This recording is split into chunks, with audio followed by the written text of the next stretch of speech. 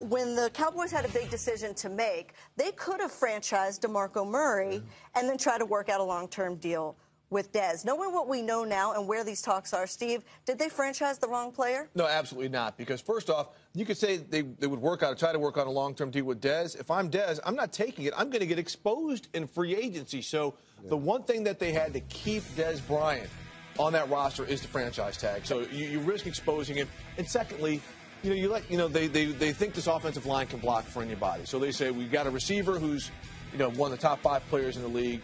We've got an offensive line that can block for anybody. So we'll just get another running back in. Dallas handled this properly because if they didn't franchise Dez, he could be playing in Philly instead of DeMarco Murray. And that would hurt them. And it's no accident, though, that Tony Romo had one of his best seasons. They go deeper in the playoffs than they've gone when they did have a running game. So some people would argue keeping those triplets together might have been a good idea, Willie. And also, it didn't make the defense better, but it gave them fewer snaps, which in turn did make the defense a little bit better. Right. The numbers pretty much stayed the same. So when you got fewer snaps because you got a running game, when you're taking pressure off of the quarterback and allow him to throw fewer interceptions because there's fewer passing attempts, I'm assuming, and the production outside.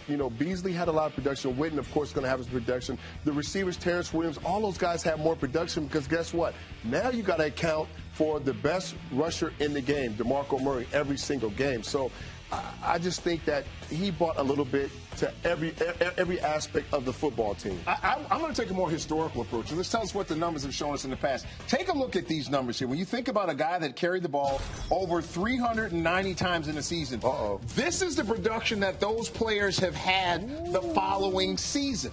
And, in history, you're talking about some great names on the list. Terrell Davis, Jamal Anderson, Larry Johnson had a nice run, Ricky Williams, Eddie George. All of those running backs who had 390 carries in a season the following season. Not to mention the fact that when you start talking about DeMarco Murray, he hasn't necessarily been that bell cow we talked about. He missed 3 games in 2011. He missed 6 games in 2012. And he missed a couple of games in 2013. And I'm not saying DeMarco Murray's not a great player, but I'm saying when you start looking at the numbers looking at the history. and the sabermetrics, if you will, of it, it made sense that if I got to choose between the two, Dez would be the place to go. Or Tony Romo could have just came in a couple of months earlier and said, hey, I would have took that pay cut. Yeah, how fake was that? Come in a little bit earlier and take the pay cut for your man. You could keep them both, right, Steve? You could have worked that out. You could have kept them both because Dallas doesn't have the cap room. That's why they had to do an either or. Don't wait till he's out the door. And Philly didn't say that was so fake and bogus. I don't know if it was fake, but no, the timing was off. Because think of it now, because a leader would have just stepped up and said, Jerry, I'll take a pay cut because this guy's going to help us win a Super Bowl. He did not do that. He had an opportunity to do that. And by the way, when he's gone,